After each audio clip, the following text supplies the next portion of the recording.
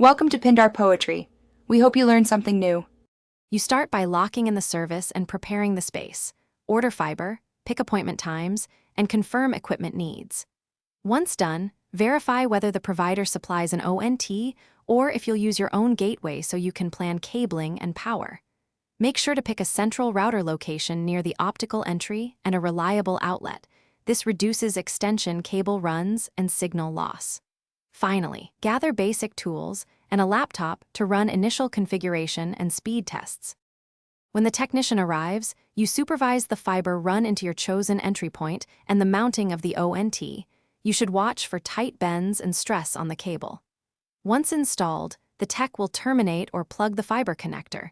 Make sure it's clean and seated.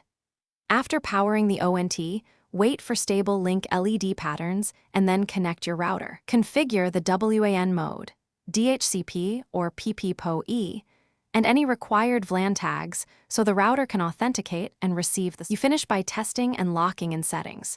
Perform a wired speed test from a LAN port to validate throughput and latency against your plan. Once satisfied, configure Wi-Fi SSIDs, strong WPA2 or WPA3 passwords, and change the device admin password, then save a backup of the configuration.